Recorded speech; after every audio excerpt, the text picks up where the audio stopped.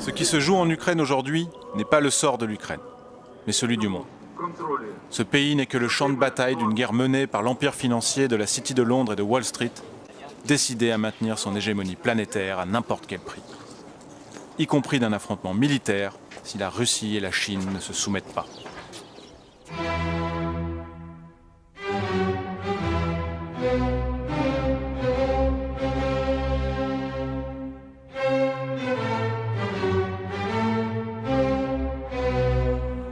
La mondialisation financière, dirigée par la City de Londres, sa filiale de Wall Street et son réseau de paradis fiscaux, est arrivée à bout.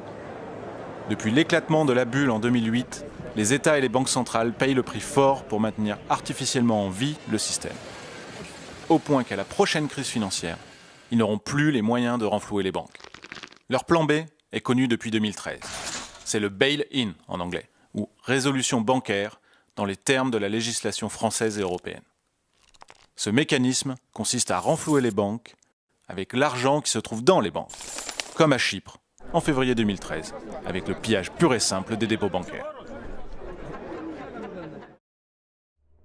C'est une stratégie de désintégration contrôlée du système pour en réduire la taille, quitte à laisser mourir une bonne partie de la population.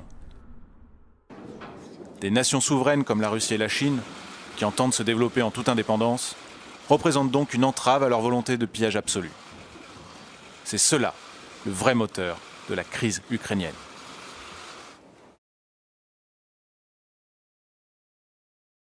Tout a démarré le 21 novembre 2013, lorsque le gouvernement légitime d'Ukraine suspend les négociations en vue d'un accord d'association qui le lierait économiquement et politiquement avec l'Union européenne. Car cet accord prévoyait notamment une clause de libre-échange approfondie et globale qui aurait mis fin à toute protection douanière pour l'agriculture et l'industrie ukrainienne. Le pays a donc préféré se tourner vers l'Est en vue d'intégrer l'union douanière Russie, Biélorussie, Kazakhstan, basée sur le développement régional plutôt que sur le pillage des marchés. De surcroît, l'accord prévoyait d'intégrer l'Ukraine dans la politique de sécurité commune de l'Union européenne, c'est-à-dire l'OTAN. Ce qui s'est passé ensuite relève de l'application minutieuse du manuel de changement de régime de l'oligarchie financière. Les 21 et 22 novembre, de petits rassemblements pacifistes se tiennent sur la place Maïdan, réunissant quelques centaines de pro-européens. Ce qui peut paraître ironique lorsqu'au même moment en Grèce, en Espagne et au Portugal, les peuples se soulèvent contre la Troïka et son austérité criminelle. Du coup, personne ne prend au sérieux ces manifestants. Mais à partir du 24 novembre, les partis qui promouvaient l'accord de libre-échange au Parlement prennent le relais. Il s'agit des partis libéraux-conservateurs Batkivshina de Arseniy Yatsenyuk et Oudar de Vitali Klitschko, ainsi que du parti néo-nazi Svoboda de Oleg Tchernybok. Dès lors, les incidents commencent et permettront au mouvement de prendre son ampleur. Les provocateurs issus des mouvements néo-nazis Svoboda et Secteur droit ont recours à la violence organisée et armée contre la police, les institutions et les autres partis politiques. Minoritaires, mais entraînés quasi militairement, ils prennent rapidement le contrôle de Maïdan et rendent l'escalade inévitable. Ces milices néo-nazis ne sont dénoncées ni par l'Europe ni par les États-Unis. Pire, la baronne Catherine Ashton, haute responsable des affaires extérieures européennes, s'exhibe en compagnie du député du parti néo-nazi Svoboda, Oleg Tchernybok. Tout comme son homologue Victoria Nuland, la sous-secrétaire d'État américaine pour l'Europe de l'Est, promue par Obama après avoir fait ses classes dans l'administration Bush. La conversation téléphonique fuitée dans la presse entre Nuland et l'ambassadeur américain sur place révélera à quel point les trois chefs de l'opposition ne sont que des pions sur l'échiquier anglo-américain. Good. So I don't think Cleach should go into the government. I don't think it's necessary. I don't think it's a good idea. In terms of him not going into the government, just let him sort of stay out and do his political homework and stuff. We want to keep the moderate Democrats together. The problem is going to be Tchernybok and his guys. I think Yats is the guy who's got the economic experience, the governing experience. He's the guy, you know, what he needs is Cleach and Tchernybok on the outside. He needs to be talking to them 4 times a week, you know. So that would be great, I think, to help glue this thing and have the UN help glue it. And, you know, fuck the EU. Pendant ce temps, la situation dégénère sur la place Maïdan avec l'intervention d'une troisième force, des snipers qui tirent à la fois sur la police et sur les manifestants. Ils feront 100 morts. Le 21 février, Yanukovych est contraint par la diplomatie européenne à signer un accord avec les 3 dirigeants de l'opposition, engageant au retour à la Constitution de 2004, à l'organisation d'élections anticipées et au désarmement des militants extrémistes. Mais l'accord vole en éclats sous la pression des chefs de milices néo-nazis, Dimitri Yarosh et Andrei Paroubi, qui exigent l'éviction de Yanukovych. Les milices vont encercler le Parlement et menacer les députés. À l'intérieur, les leaders de l'opposition vont organiser la destitution de Yanukovych, en violation totale de l'accord soutenu par les Européens et sans respecter la procédure constitutionnelle. Le nouveau gouvernement issu de Maïdan est composé d'ultralibéraux, dont le Premier ministre Yatsenyuk, qui engage sur le champ la thérapie de choc demandée par le FMI. Il s'empresse également de signer l'accord de libre-échange et d'intégration avec l'Union européenne et entame les négociations avec l'OTAN. En reconnaissant ce gouvernement, les diplomaties européennes et américaines ont du même coup cautionné la montée au pouvoir des néo-nazis.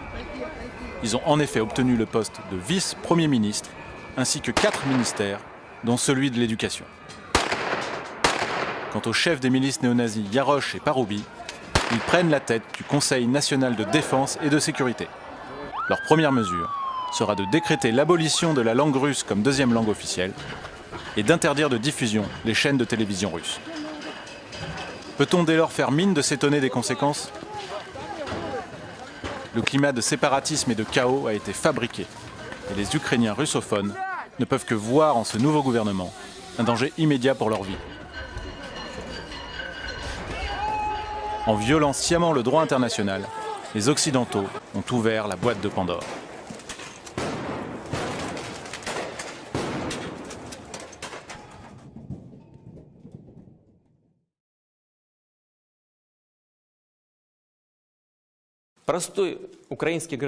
Mettons-nous un instant à la place de la Russie.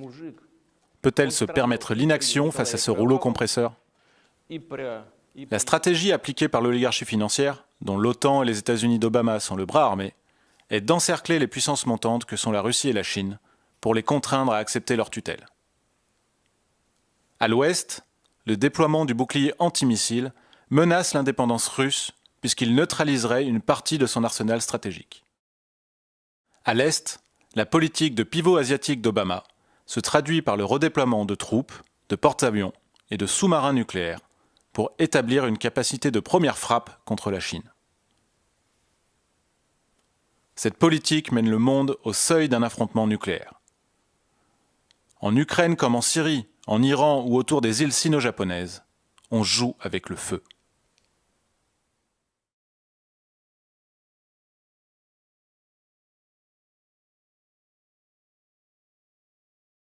En réalité, cette doctrine d'encerclement n'est pas une doctrine américaine. Elle est la continuation de la politique de l'Empire britannique, telle qu'elle fut théorisée au début du XXe siècle par le géographe de l'Empire Alfred Mackinder.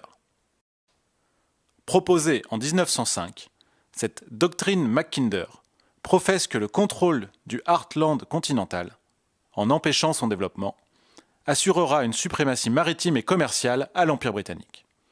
La City sponsorise sa thèse. Cependant, aux États-Unis, sa renommée n'est pas folichonne. La politique de développement transcontinental de Lincoln est encore présente dans les esprits. Mackinder est considéré comme un nostalgique de l'idée impériale et un serviteur de la thalassocratie anglaise. Ce n'est qu'après la mort de Franklin Roosevelt que cette géopolitique britannique est réhabilitée par l'administration Truman pour justifier la politique d'endiguement de l'URSS. Les idéologues Henry Kissinger et Zbigniew Brzezinski l'érigeront en doctrine officielle des États-Unis. Ils enterrent ainsi la tradition de coopération initiée par des présidents américains comme John Quincy Adams, Abraham Lincoln ou Franklin Roosevelt.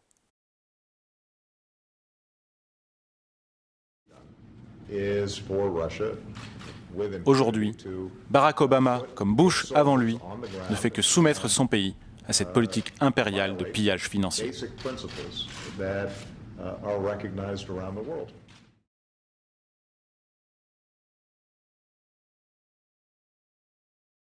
Okay, Jacques and Paris, I think we all agree this is a crisis. Who started it? Who's responsible?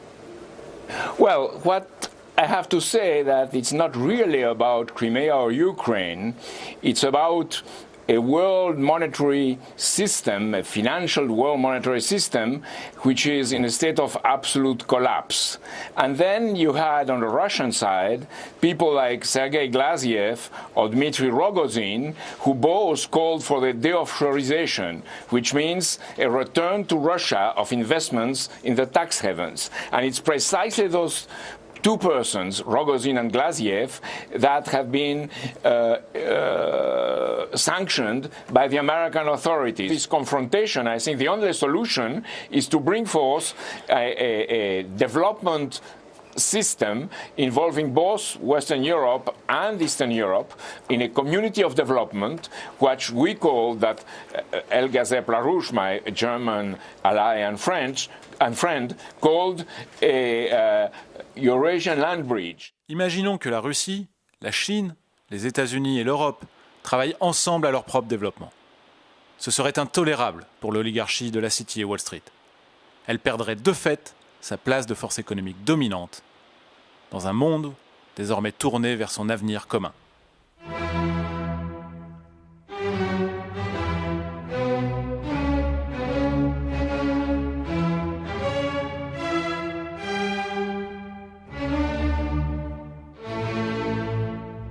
And we have to go back to the idea of physical economy, which is associated with the Industrial Revolution of America, which was the result of the policies of Lincoln, who also created a land bridge throughout America. Depuis la chute de l'URSS, c'est ce que nous avons clairement mis sur la table comme alternative à la mondialisation financière. Le développement de l'Eurasie, et dans le même élan des Amériques et de l'Afrique, est le défi que l'humanité doit relever. L'établissement de réseaux ferroviaires traversant les continents permettront le désenclavement des zones les plus pauvres. La réorientation de l'effort économique vers l'aménagement des territoires et la production scientifique, technologique et industrielle provoquera une hausse massive des niveaux de vie. C'est ainsi que les peuples pourront conquérir leur liberté politique et enfin disposer d'eux-mêmes. Dans leurs intérêts respectifs, la Russie et la Chine prennent le chemin de cette politique. Elles proposent toutes deux des coopérations pour bâtir une nouvelle route de la soie. L'ancienne route de la soie a pris naissance il y a plus de 2000 ans pour permettre les échanges commerciaux et culturels croissants entre l'Europe et l'Asie, avant d'être supplantée par les voies maritimes au XVe siècle. La ligne de chemin de fer transsibérienne a vu le jour avant la Première Guerre mondiale pour répondre aux besoins d'unité territoriale de la nation russe, puis a donné naissance à plusieurs extensions après la Deuxième Guerre mondiale. L'axe logistique transeurasien a ouvert en 2008 et relie l'Allemagne à la Chine via la Russie en moins de 15 jours, soit 10 jours de moins qu'en bateau. Les projets de réseau transcontinental et de nouveaux ponts terrestres eurasiatiques sont à l'ordre du jour en Russie et en Chine.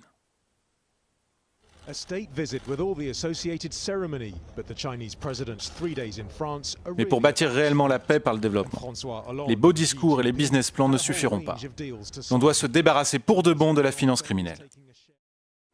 La France, l'Allemagne et les États-Unis doivent reprendre leur indépendance et rompre avec la City de Londres. Et dans le même temps, saisir l'occasion historique de ces grands projets promus par la Russie et la Chine afin de stabiliser le continent. Face au conditionnement de l'opinion publique pour une guerre contre les puissances d'Eurasie, voilà le rôle que doit jouer un dirigeant qui porte vraiment l'intérêt de son peuple. Battons-nous pour cette paix-là, maintenant, car l'occasion pourrait ne pas se représenter.